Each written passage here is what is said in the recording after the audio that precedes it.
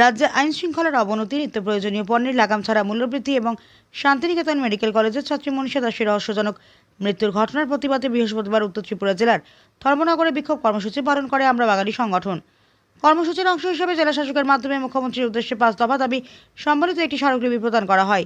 সংগঠনের জেলা কমিটির নেতৃত্বে আয়োজিত এই কর্মসূচিতে বক্তারা অভিযোগ করেন, শান্তিনিকেতন মেডিকেল কলেজ হাসপাতালের হোস্টেলে মনীষা দাসের অস্বাভাবিক মৃত্যুর ঘটনায় রাজ্য জুড়ে উদ্বেগ ও ক্ষোভের সৃষ্টি হয়েছে। তাদের দাবি, ময়নাতদন্তের পূর্ণাঙ্গ রিপোর্ট প্রকাশের আগেই ঘটনাটিকে আত্মহত্যা হিসেবে প্রতিষ্ঠার চেষ্টা করা হচ্ছে, যা নিরপেক্ষ তদন্ত প্রক্রিয়া নিয়ে সাধারণ মানুষের মনে প্রশ্নের জন্ম দিয়েছে। এই ঘটনার সুষ্ঠু নিরপেক্ষ তদন্ত সহ মোট 5টি দাবি তুলে ধরে সংগঠনের প্রতিনিধিরা জেলা শাসকের হাতে স্মারকলিপি প্রদান করেন। স্মারকলিপি জমা দেওয়ার পর সংগঠনের পক্ষ থেকে বিক্ষোভ প্রদর্শন করা হয়। দ্রুত দাবিগুলি পূরণের আহ্বান জানানো হয়। সংগঠনের নেতৃবৃন্দ জানান, প্রশাসন যদি দ্রুত প্রয়োজনীয় পদক্ষেপ গ্রহণ না করে তাহলে আগামী দিনে আরও বৃহত্তর আন্দোলনের কর্মসূচি গ্রহণ করা হবে। ধর্মনগর প্রতিনিধি রিপোর্ট, প্রতিদিন ত্রিপুরা।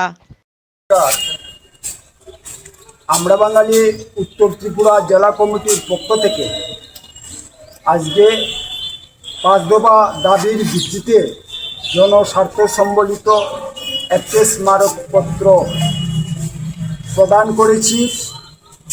উত্তর ত্রিপুরা জেলা শাসক মহোদয়ের মাধ্যমে ত্রিপুরার মুখ্যমন্ত্রী শ্রদ্ধেয় মানিক সাহা মহোদয়ের কাছে এই 5 দফা দাবিতে যে প্রথম যে দাবিটা আমাদের রয়েছে সেটা হলো,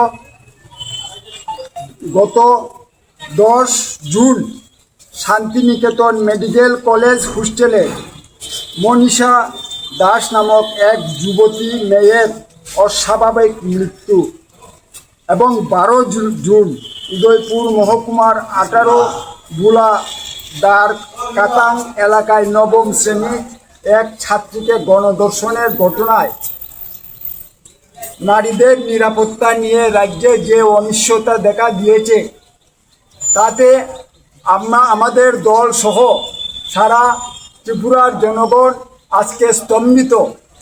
এই যে নারী নির্যাতন এবং নারী ধর্ষণের ঘটনা সম্প্রতিকালে ত্রিপুরা রাজ্যে এমনভাবে ব্যাপক আকার ধারণ করেছে, তার প্রশাসনিক এবং আইনানুগ শিথিলতার কারণেই আজকে যে অপরাধীরা নারী ধর্ষণ, নারী নির্যাতন সহ যে সমাজের অপরাধমূলক কাজগুলা তারা নির্দ্বিধায় করে যাচ্ছে, তাতে আমরা স্তম্ভিত। আমরা বাঙালি উত্তর ত্রিপুরা জেলা কমিটির পক্ষ থেকে উত্তর ত্রিপুরা জেলা শাসক মহোদয়ের মাধ্যমে ত্রিপুরার মুখ্যমন্ত্রী মাননীয় মানিক সাহা মহোদয়ের কাছে আমাদের 5 দফা দাবি সম্বলিত স্মারকপত্র প্রদান করেছি।